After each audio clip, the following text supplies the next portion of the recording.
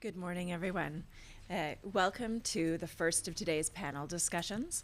Our objectives for today's seminar include exploring the multifaceted challenges to information integrity and collaboratively forming a common agenda for libraries and information organizations that will support building a healthy and trustworthy information ecosystem. In this panel, we'll discuss the landscape of censorship-related challenges to library materials in Canada across different library types, the issues that are arising for library professionals addressing censorship efforts, and the opportunities that we see to work together. I'd now like to introduce our panelists. Starting at the end of the table, Wendy Burch-Jones is an elementary school teacher librarian with the Toronto District School Board and president of the Ontario School Library Association. She also holds roles on committees related to Children's Book Awards and book selection. Wendy is a passionate advocate for the key role that libraries and librarianship play in student and school community success. Michelle Arbuckle is the Executive Director of the Ontario Library Association, which has membership from all library sectors across the province of Ontario. She is also the chair of the Book and Periodical Council of Canada and is an organizer of the annual Freedom to Read Week campaign. James L. Turk is director of the Centre for Free Expression, CFE, at Toronto Metropolitan University. He has led CFE in defending and promoting intellectual freedom and has received numerous awards for his work, most recently the Intellectual Freedom Award for Outstanding Contributions to Intellectual Freedom in Canada from the Canadian Federation of Library Associations. Please join me in welcoming our panelists.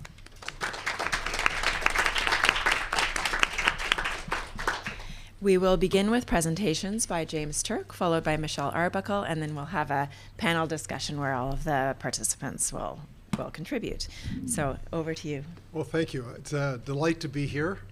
Joseph, thank you for doing all the work and your staff for doing all the work to organize this. And it's a pleasure to be at an IFLA event because in my talks about intellectual freedom and the policies and statements on intellectual freedom that various bodies have, I always take the position that the IFLAs is the strongest one of any of them, and I'm really delighted that's the case.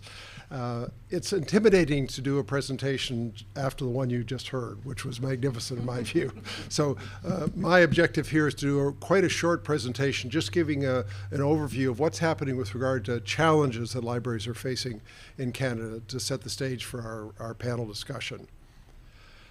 What's changing are 5 things: the object of the challenges, the manner of the challenges, the source of the challenges, the location of the challenges, and the volume of the challenges.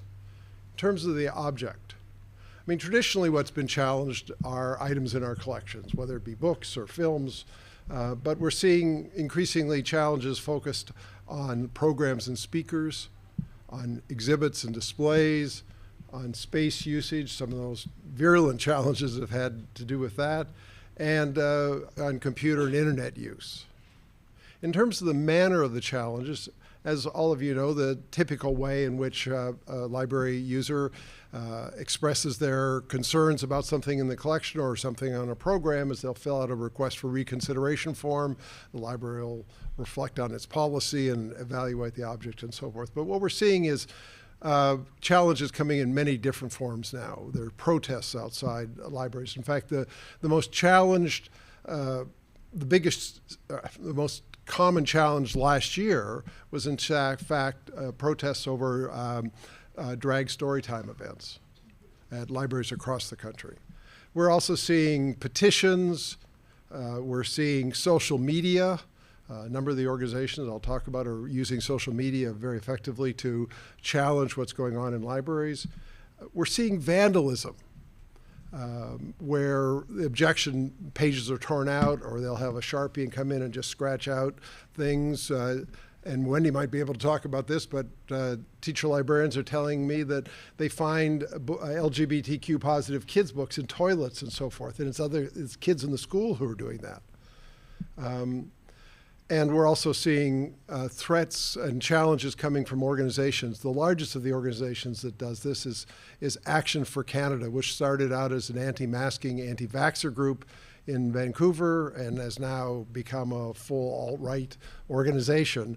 And they send this notice of personal liability. I know of more than 100 public library CEOs, as well as I know a countless number of school board officials who've received this, which is saying that I demand that you cease and desist your personal participation in this agenda of having these LGBTQ, sex education, anti-racist books in your collection. Typically, the notice will say, if you have any of these 50 or 60 or whatever number of books in your collection, you're violating Canada's laws on pornography. It goes on to say, this is the demand, you immediately remove all of the books in the following list and any other titles by the same authors, plus any books of the same genre from the school library, classroom, public library, online resource organization. And then it has a link to where you can get the list of books that this particular challenger wants removed. It goes on, a freedom of information with regard to these books be provided, consisting of all emails, attachments, and any other correspondence, including but not limited to who funded or sponsored them, who approved them, who lobbied, requested to make them available to minors, the grounds for the approval, any instructions given from anyone else in relation to the approval, and minutes of all meetings in relation to such approvals.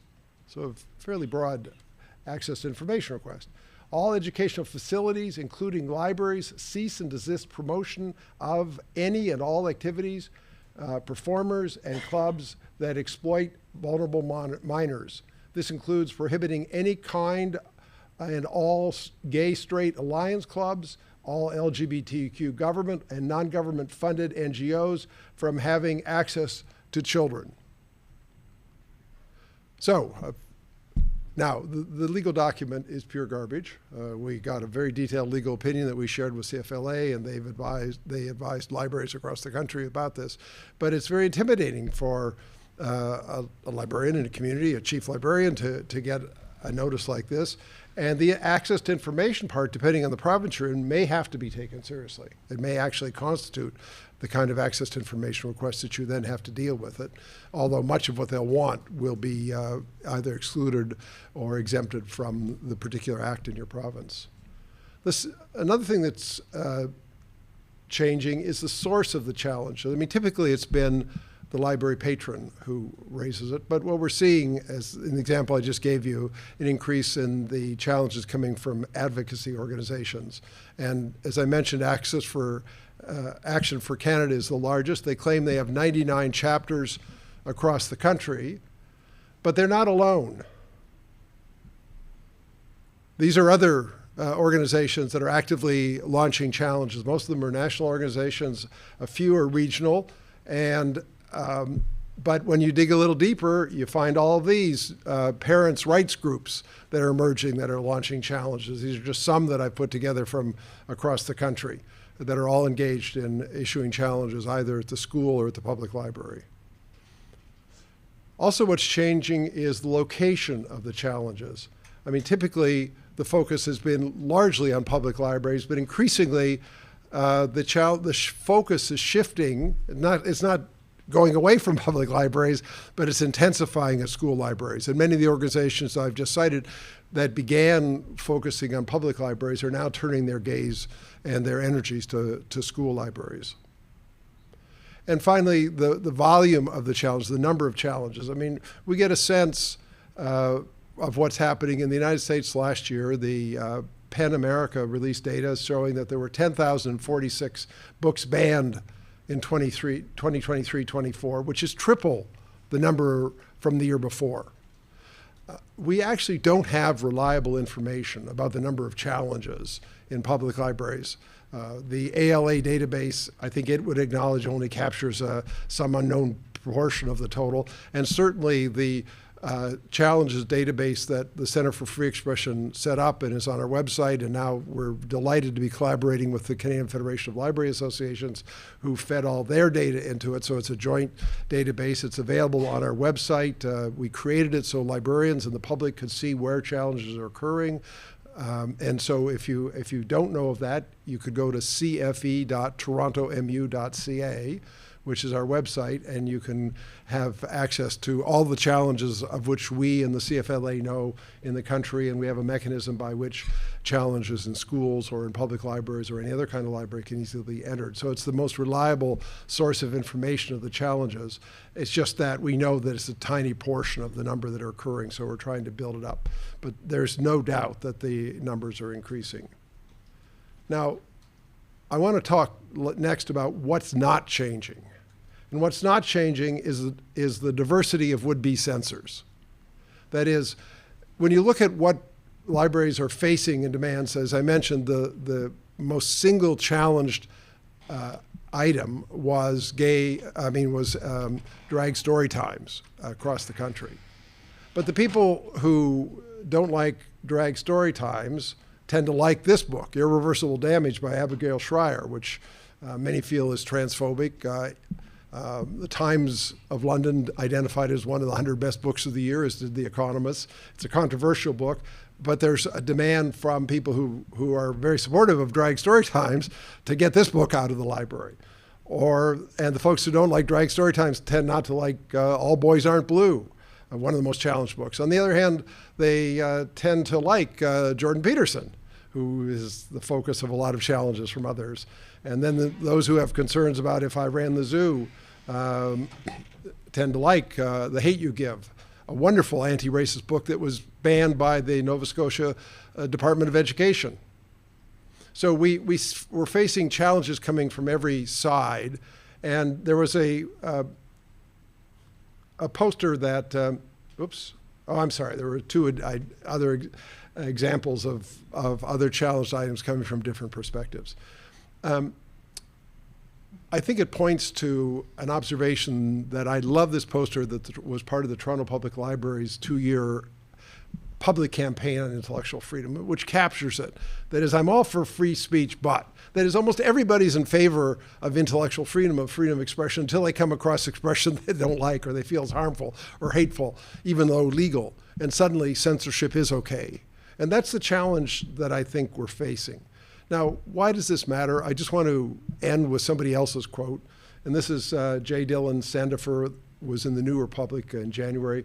In an era of rising authoritarianism and deepening social division, our capacity to think critically about ideas rather than fear them may well determine whether democracy survives. The question isn't whether we can protect ourselves from ideas, but whether we can develop the intellectual resources to evaluate ideas thoughtfully. Thank you very much. Oh, by the way, if you have any questions afterwards, if we don't have a chance to deal with them here, or you want any references, that's my email address and the link to our website, so you're welcome to have them. So thank you. Thank you, Jim, and we'll move to Michelle Arbuckle from the Ontario Library Association speaking next on the situation in Ontario.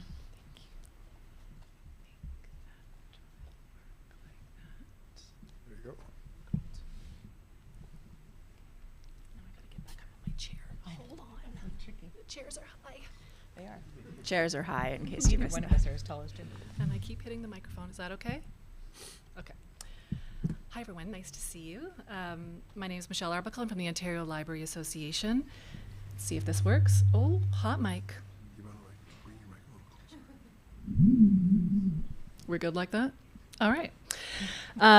My perspective today is informed by regular meetings that I have across the sector. So the Ontario Library Association has membership from library professionals from public libraries, public library boards, academic libraries, school libraries, health libraries, les bibliothèques francophones. So I will be speaking about some of the trends and issues that I have seen coming up around those tables in conversation with those sectors.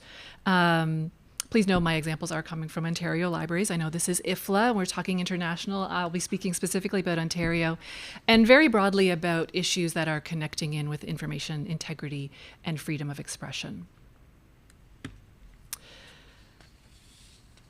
So my first topic is about power and politics and how that can be a threat in some cases to the independence of libraries. We talk a lot about chronic underfunding, and for good reason, in all types of libraries. But that lack of investment has real tangible consequences.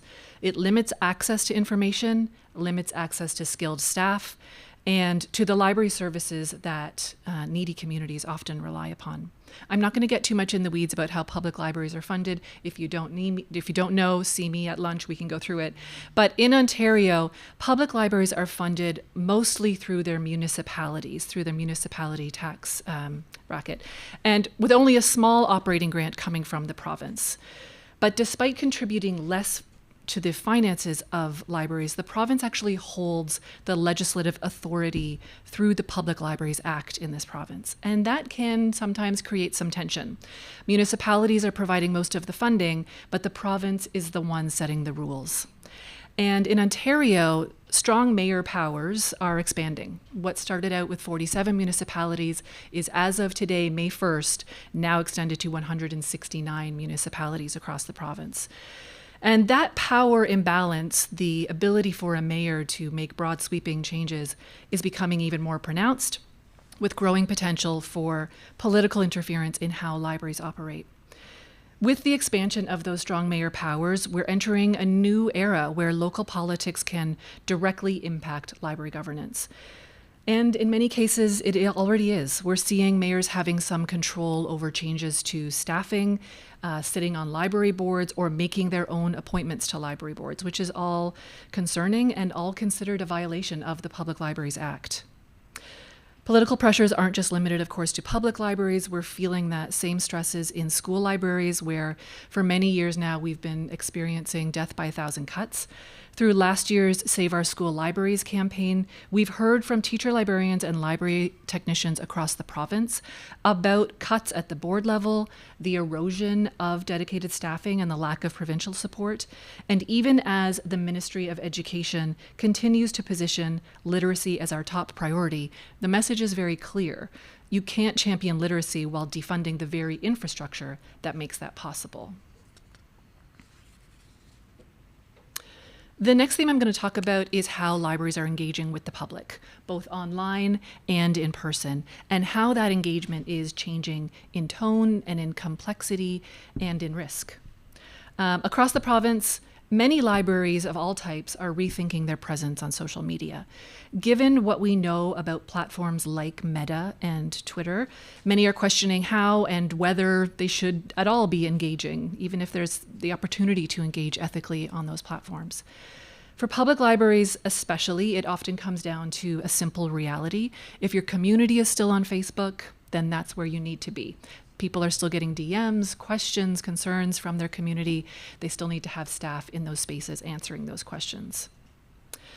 At OLA, we're having a similar conversation. It's the different conversation at the association level than it is at the library level. But when we did some very informal measuring of what was going on across Canada and the US through library associations, we found that most have left Twitter. There's 2 there still actively engaging. People still have an account, but it's very clearly said in the bio, we're not here anymore, come find us somewhere else. And they're listing their Blue Sky profiles and other places to find them. So the community that we as associations once engaged with, and I'm sure you've all felt this, there's so many people I had parasocial relationships with through Twitter that I'm no longer hear from. But the people we once engaged with are largely gone, and so we are all reassessing our communication strategies with that in mind. At the same time, the tone of in-person interactions is shifting, and Jim made mention about this as well. Many libraries are reporting that what used to be a quiet question about a book or a program has become a more volatile encounter, one that may require staff to use de-escalation techniques. Drag Queen Storytime remains a flashpoint. Some libraries are continuing to offer the program proudly. Next month is Pride Month, and I've been keeping an eye on who's continuing to offer this as part of their programming. But others are saying they simply don't have the staff or the security resource to ensure the safety of the people attending those programs, so they're stepping away. But I did want to highlight one very hopeful anecdote that I had heard about my colleague Dr. Sabrina Saunders told me yesterday a story about when she was in her more rural library setting, that a group of libraries banded together when the library nearest to them was receiving protests, and they knew there was going to be a group coming out to the Drag Queen Storytime to protest. The other libraries from the communities neighboring joined forces, came to the library, stood outside the library to provide kind of safe passage to the people that were entering the program, kind of holding them back from the protesters. And they stayed there for the program, and then as soon as the program was done, protesters dispersed. They were not locals. They were people who were coming in from other communities, possibly south of the border. But they were making very loud threats in that community, and the libraries banded together, and it was just such an excellent example of the community that pulls together in those smaller systems and in those libraries that need the support, because sometimes that's what it takes to make it happen.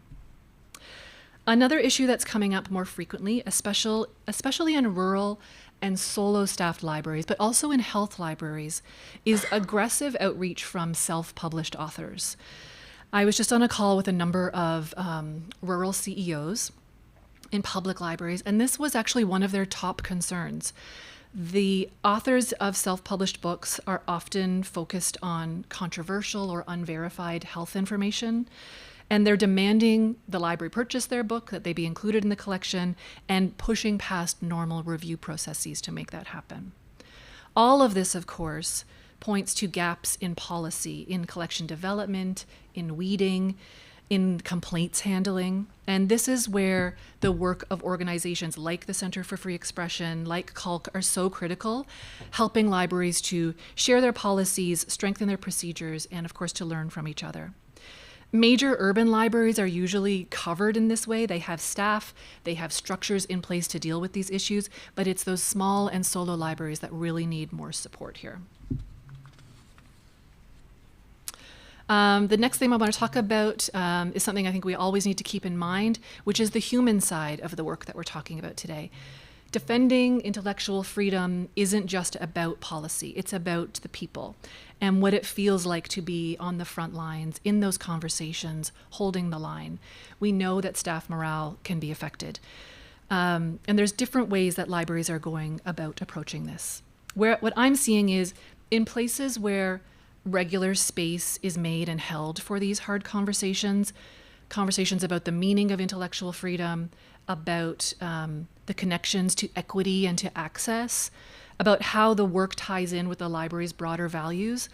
In those places, we are seeing a bit more resilience in the staff. I just heard someone say this morning, and I won't out this person, I'm so sick of talking about intellectual freedom. And I feel that, I understand that. And that helps, it warms my heart, because it means that person is in a place where this is actually happening a lot. They're talking about intellectual freedom so much that they're actually sick of it, which in a way is kind of great, because they're more grounded in the why of why we need to have these conversations, so that they're better able to face the how. The training that, for those who don't know, CULC and Center for Free Expression have been providing training over the past few years to frontline staff. That is helping prepare those staff for those policy conversations, making sure that they don't feel like they're improvising in the moment. And that kind of preparation really matters. In school libraries, that work is also happening every day, as Wendy will attest to. Teacher librarians and library technicians are constantly explaining policy to principals, to teachers, to parents, and sometimes, most importantly, to kids. I was going to say, not to steal Wendy's thunder, but Jim already stole the thunder before this. So I'll just say, I did want to share that one detail, which Wendy always shares when we're talking about. Every time we talk, Wendy has a story about having to rescue a book from a different part of her library that's been hidden by a child. She's pulling them from garbages. She's rescuing defaced books, books that are stuffed under the cushions in her library. And, I'm smiling, I'm laughing about it, but these aren't just random acts. These are acts of censorship. These are learned behaviors of censorship, because kids are watching. And when they see adults treat books as dangerous or shameful, they learn that it's okay to decide what someone else shouldn't be reading. And that's not just about the loss of the book. It's about that loss of trust, a loss of security, of safety, and sometimes it's about the quiet erasure of a person who no longer sees themselves as welcome in the library, as represented in their library, in their school, and that's just something that we can't let go unnoticed. And my final theme for today looks around the evolving role of libraries as knowledge stewards, as arbiters of access, information, trust, and authority, especially in the face of new technologies. I was just about to shout out Toronto Public Library as the first to have an AI policy, and Christina's on the panel, so Sean slapped my hand to say Vancouver actually did it first, but in Ontario, Toronto Public Library is the first Ontario public library to have an AI policy. It sets out a framework for staff to use for the use of AI tools. It's grounded in transparency and security and ethical practice. And while it's early days, we're all watching you, TPL. The policy is being watched closely. Public libraries, public library boards are looking at how TPL approaches this policy, how the policy gets implemented, and whether this could serve as a model for the rest of the sector. Meanwhile, in the health library space, and our health libraries division includes people who work in academic health research centers, but also in hospital libraries, we're seeing some really important and powerful grassroots work happening. Health librarians have been monitoring decisions coming out of the US administration, termination of scientific staff, the annexing of research departments, and they've been documenting just quietly these changes with a clear understanding of what's at risk, the long-term availability and the integrity of evidence-based information. In academic libraries, as many of you here will know, the questions run deep. At the OCULA table, which is the academic division at OLA, the conversation has been exploring the boundaries of academic and intellectual freedom within increasingly politicized institutions. How does a library that serves as a memory institution claim neutrality while simultaneously deciding which technologies, which voices, and which ideas should be preserved, prioritized, or questioned? And perhaps most importantly, what is an academic librarian's relationship with authority and power?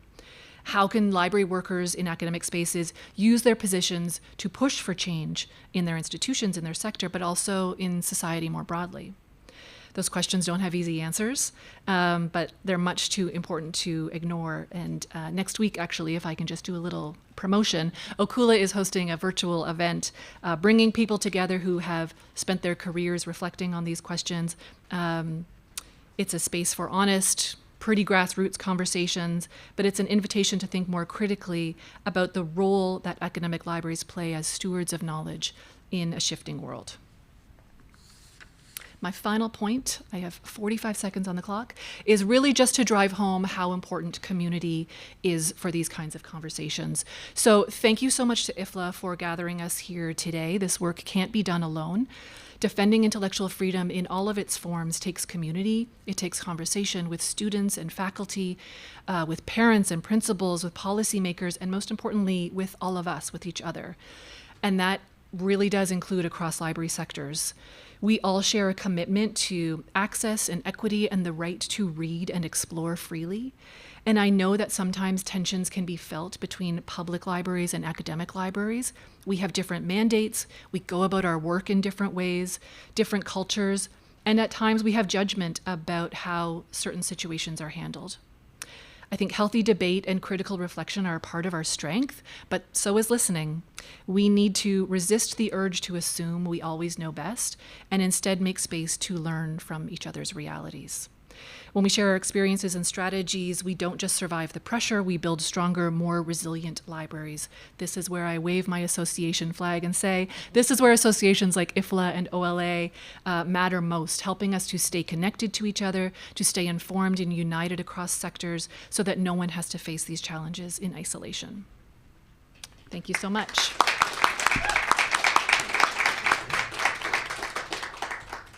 Thank you, Michelle. Wendy, as a teacher librarian and president of the Ontario School Library Association, you've got more an on-the-ground perspective of what is happening in school libraries. And one of the things that we talked about was the differences in collection development and what it means to be responsible for a collection in the context of an elementary school. So can you share a bit with us about what you're seeing? I sure can. So, I will absolutely address that. So my job today is to sort of explain a little bit about how all of this plays out in a school setting. First of all, I would just like to say I'm really happy to be here at the moment and not on yard duty, which is about where I'd be at the moment. And also that it's real. Thank you for having me here today. It's a bit surreal to be back. This is where I did my undergrad in a previous lifetime, yeah, a lot has, it's weird being back. A lot has not changed in Scott Library since I was here some time ago. So collection, while things are very different in an elementary library, school library, and when book challenges happen in a school library, they often happen for very different reasons. And often the reason that books are challenged certainly in an elementary library and even at a secondary library is under the auspices that this book is inappropriate because it's not age appropriate, is one of the things that is the argument.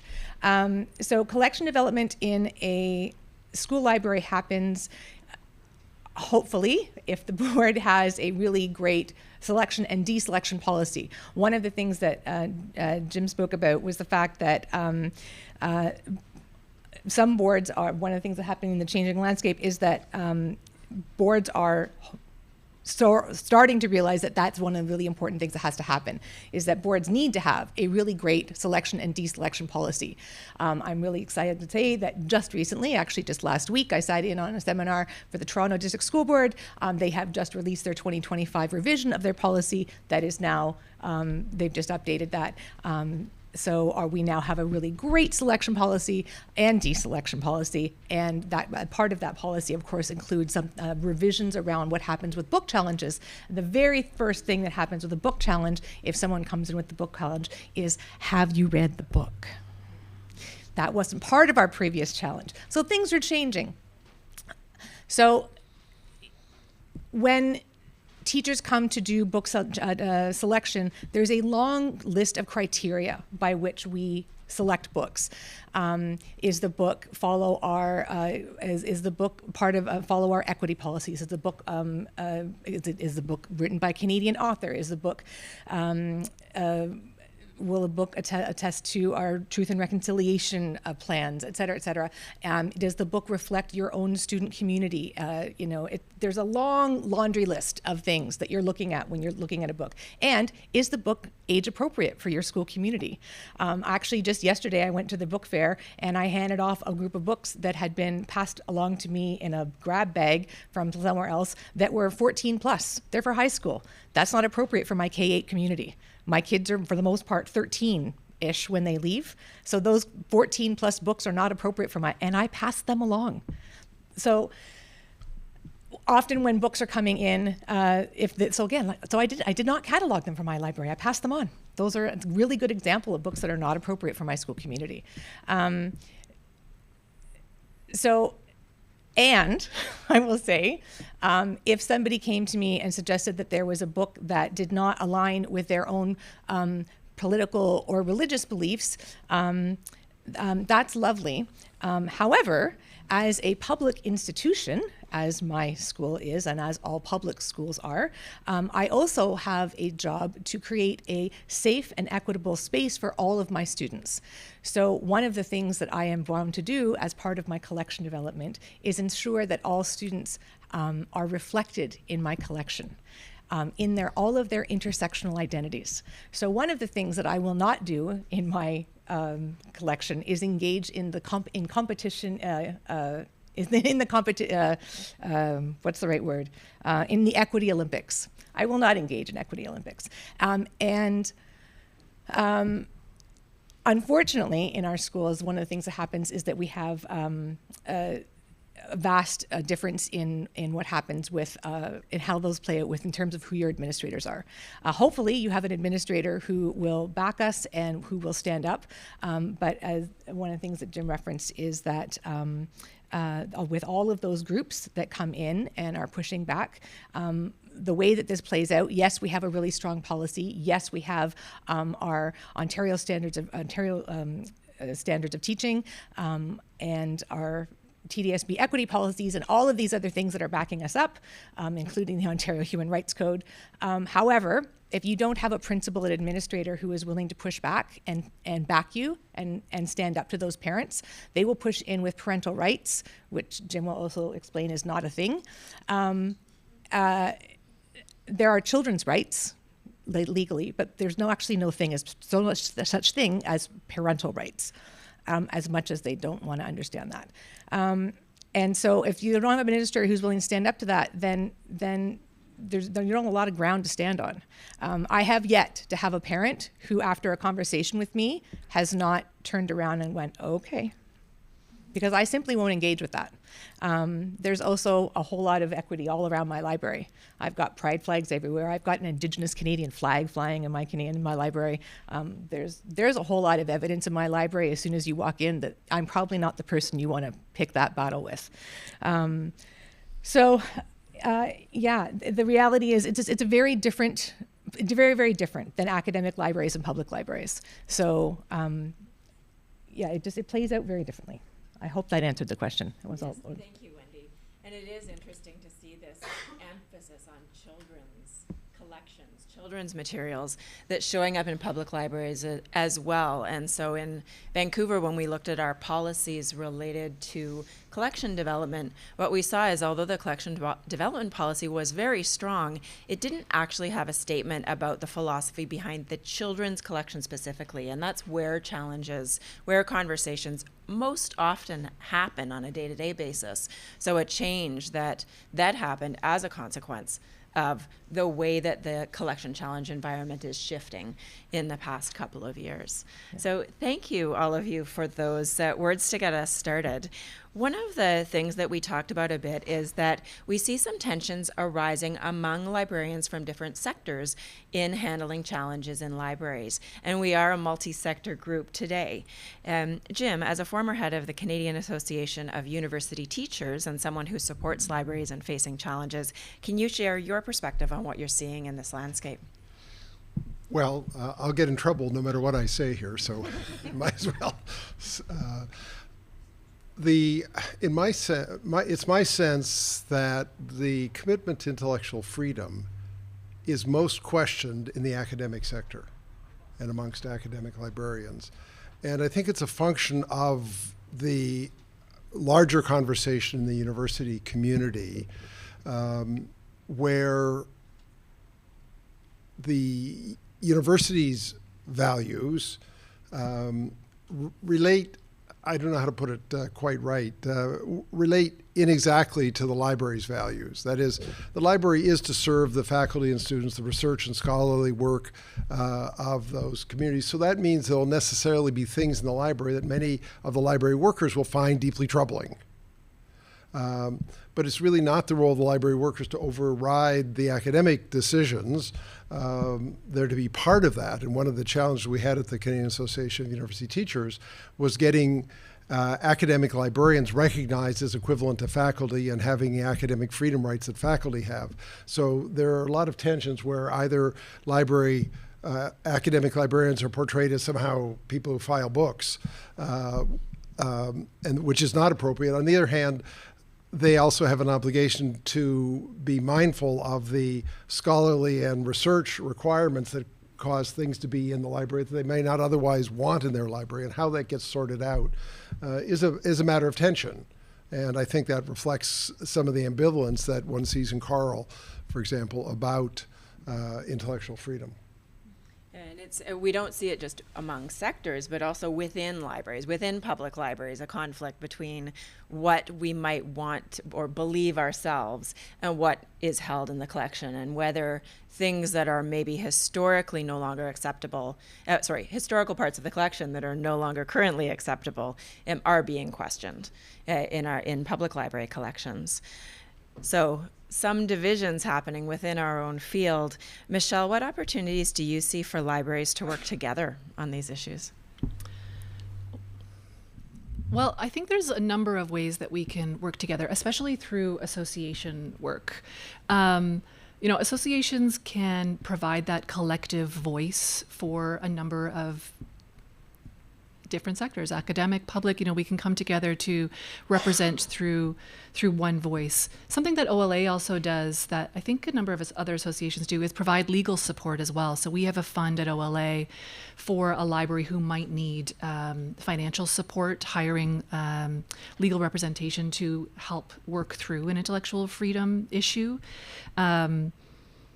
Jim has already mentioned CFLA's statement that was put out recently. OLA has done similar. I think that's really important for collective groups like associations to be putting out statements and papers that just identify what libraries are thinking and should be striving for. I ended my presentation on community. I can't stress enough. I think that providing peer networks and opportunities for librarians, library staff to gather and talk about these is something that associations do really well, and making space for that outside of their own workplaces. Advocacy is a huge one as well. We have direct lines to, at OLA, certainly the provincial government, and I know through other organizations, to federal voices as well that can help to ensure governments understand how libraries play a role in protecting intellectual freedom. And I think really important, especially because I know IFLA is thinking about their code and the way that we talk about these issues, I think the way that associations can help to frame that intellectual freedom is an EDI issue. And it shows how we can demonstrate and show how censorship disproportionately affects and targets marginalized voices. And I think that makes the case for intellectual freedom even stronger, is to point that out.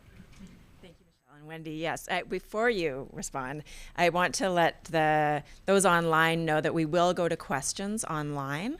So if you have things that you'd like to get into the chat, this is a time that you could start to do that. And so Wendy, I'd love to hear your thoughts on this question. Yeah, I talk about this too as part of my role as president, and I also sit on the OLA board, and I talk about this all the time, but sometimes as an association, we think about only serving our association members.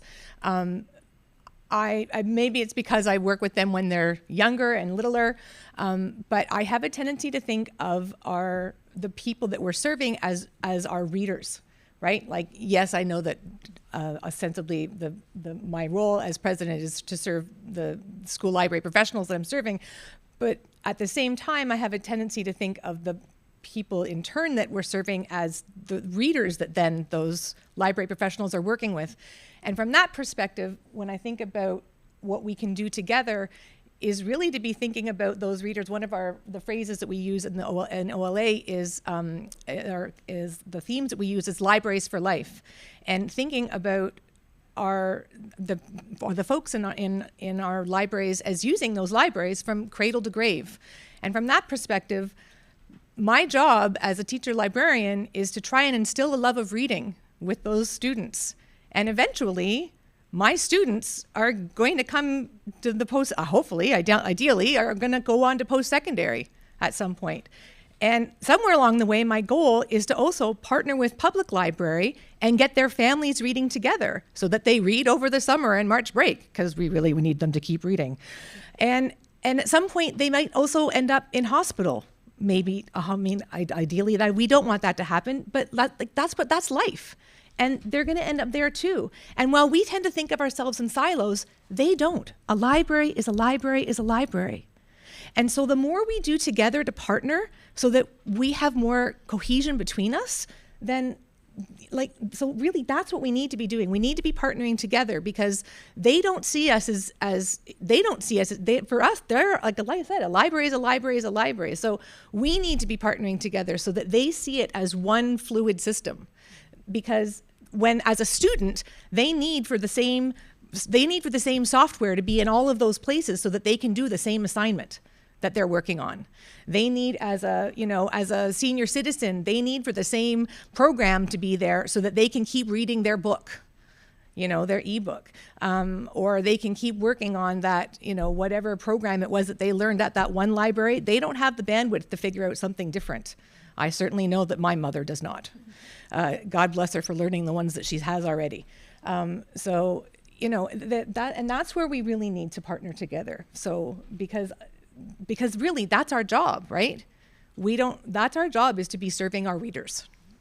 It's easy to forget sometimes that the people who come to us are carrying their experiences from their school library, from their public library, from the baby time that they might have gone to at the very beginning of their lives, and to their university and college experiences, and then back into the workforce to the special library that might support them, or after retirement, rejoining the public library system. And so it really is a continuous experience of libraries, and so important that we stay connected to each other. Jim, did you want to add anything on this theme?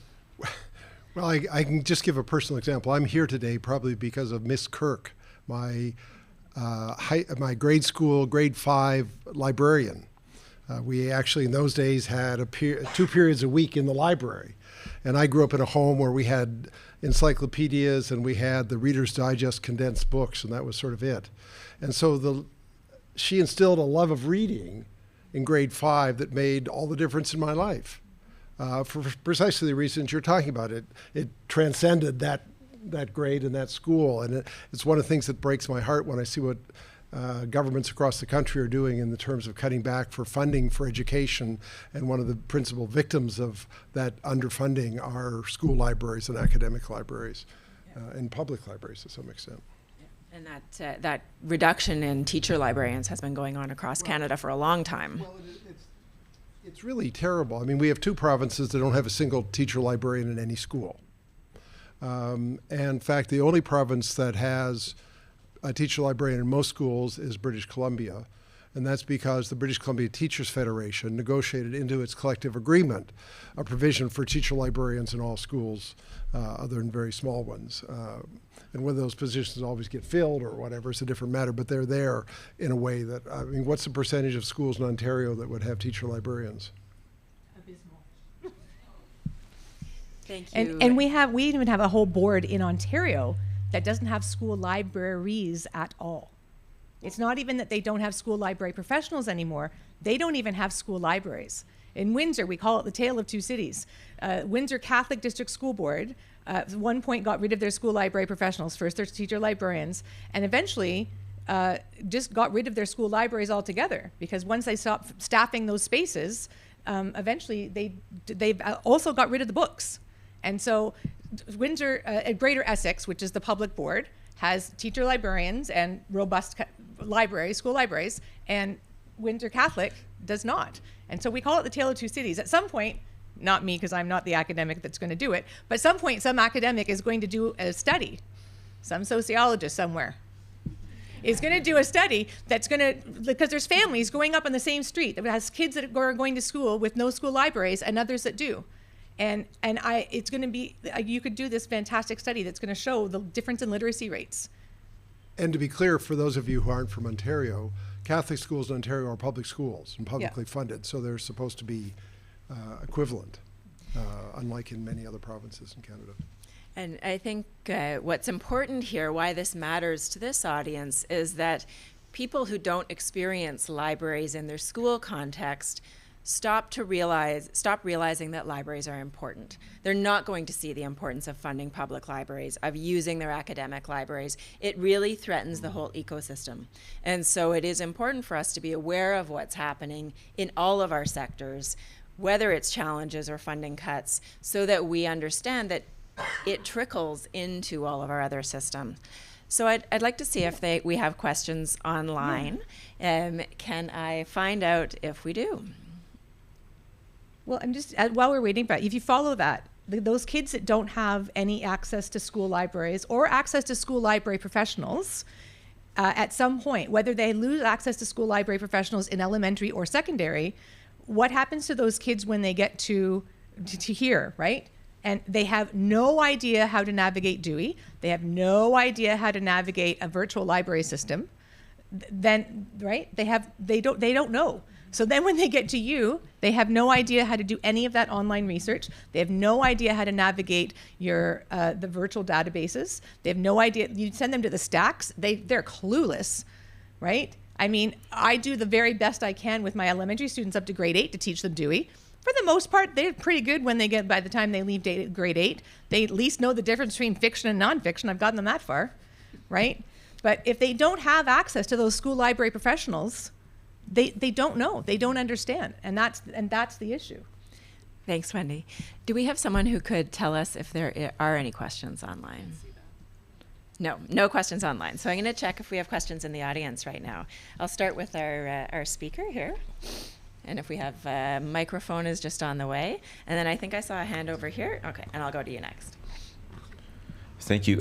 Thank you very much to the panel. Really informative. I was wondering, do you know of initiatives on the part of university libraries, school libraries, or any sort of public library to counter parental rights groups that are engaging in campaigns of harassment or threats to frontline staff? And then relatedly, have you seen, and I don't know if there's any study of this, but has there been a reluctance on the part of librarians to work in the frontline capacity as a result of the potential for, even if it is having many conversations, unwanted conversations about intellectual freedom with the public? Is that anyway? Is there any? So two questions there. One on countering the parents' rights groups, and the other on reluctance to work on the front lines. Chen? Yeah.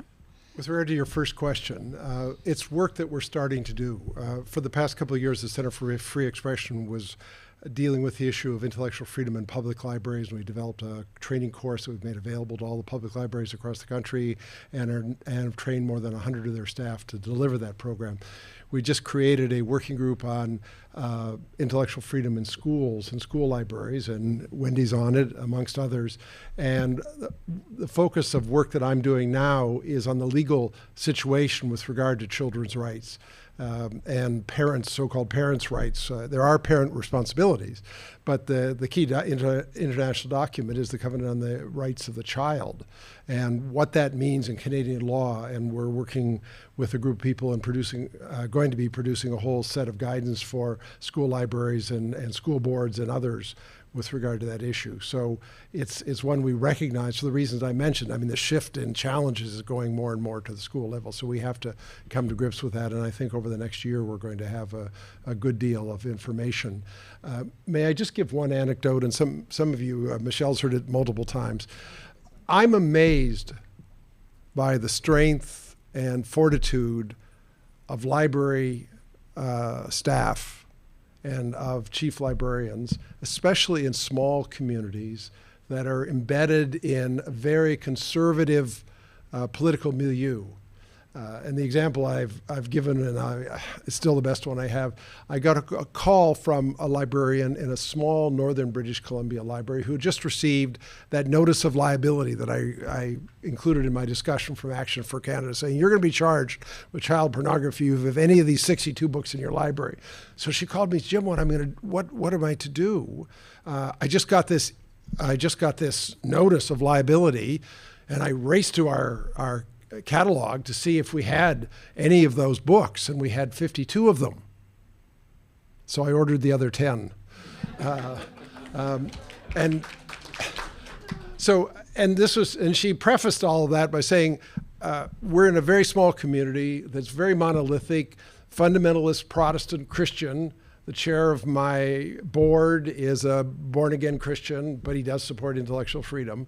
So it was a community that wasn't necessarily open to this. So that, I mean, what gives me hope is that the commitment to intellectual freedom is very strong in the library community, and I think that sustains a lot of the people facing these challenges. What happens on the ground with the front-facing staff may be another matter, which is why the workshops that we're doing on intellectual freedom for staff, the libraries are doing and we're doing, are really important, because there's a lot of misgivings about it for the very reason of that poster. I'm all for free expression, but our staff can also have the view, well, I'm all for free expression, but this book by Abigail Schreier on irreversible damage shouldn't be in our library. So we have to have those kinds of discussions for staff, so they become comfortable dealing with the public when they face challenges. And that's not a new problem. The It's staff not a having new to problem at all. handle the conversations about the books and library collections has been around for a while. So Michelle, Wendy. I was just going to say, no one's surprised that librarians are badasses. We all know that and have known that. And, libraries have, we're run by type A eldest daughters, girls, women who want to do it all and can do it all. And if you look at what libraries did during the pandemic, we were food banks, we were screening centers, we were doing all of the things because we wanted to and we could, and we had the space and the people there. How that translates down to the frontline staff, I mean, certainly the unions are doing research on what's going on, what the situation is with safety and security, and there's a lot of talk in public libraries about ways to address that. I think from our perspective at the association, it's why does this have to happen? And, the underfunding is part of the symptom here, that we're seeing the patrons coming into libraries experiencing more need, more issue, more, there's more violence happening because libraries are faced with having to provide more in their communities. And that's because those safe consumption centers, the food banks, the other, community centers are also undercut in terms of funding and being closed down. And so the library becomes the last place where these things all combine and connect. Thanks, Michelle. Wendy.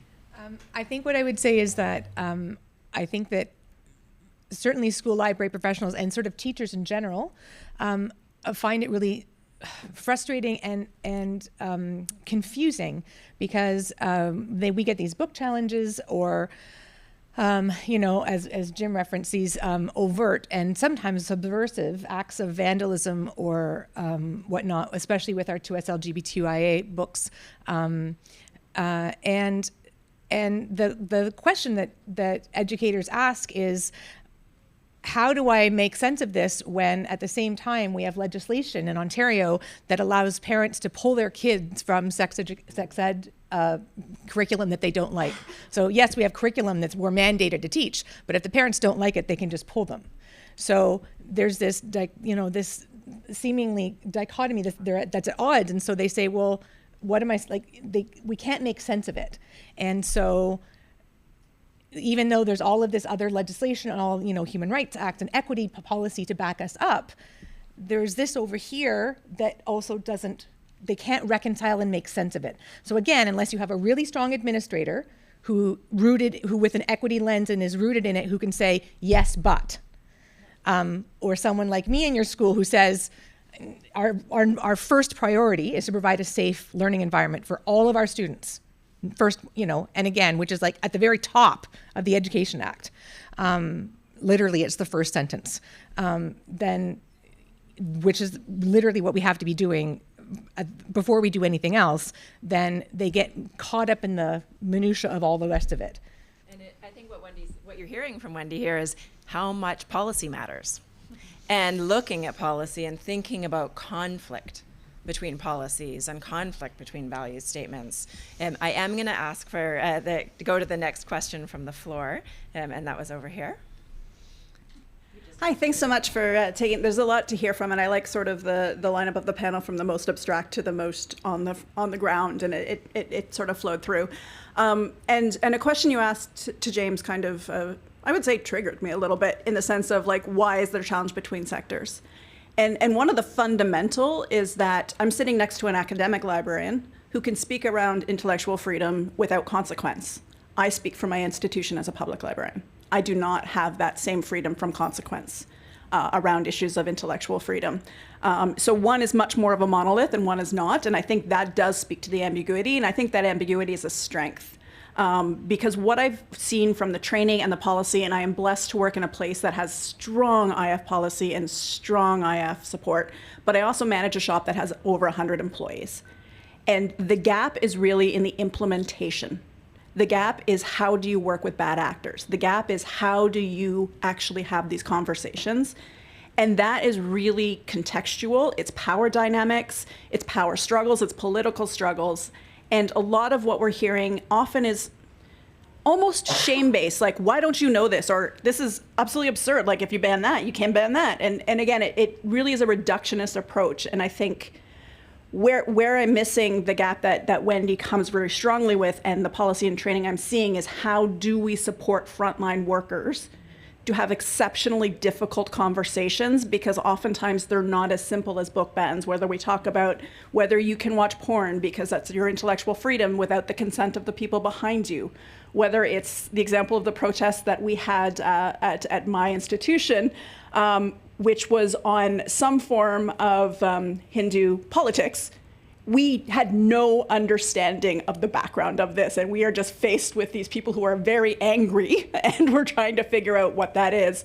So I really strongly echo what Michelle said, is that we need more conversations across sectors, and we need to balance each other's strengths. I think the ambiguity of the intellectuals is a strength, because they have the ability to discuss, define, really look at this, and come out with those more nuanced approaches. Whereas in the public, again, we have that monolithic approach where we can be very strong and very policy focused and very frontline. So I really like the fact that we have those differences. And I think, just echoing Michelle's point, those are our strengths. So I just wanted to say that. Thank you. Yeah, this is a complex space that needs complex conversations. We do have to draw this one to a close, and we are moving into small group discussions, and I think we have someone maybe to introduce that part of the program. So let's give them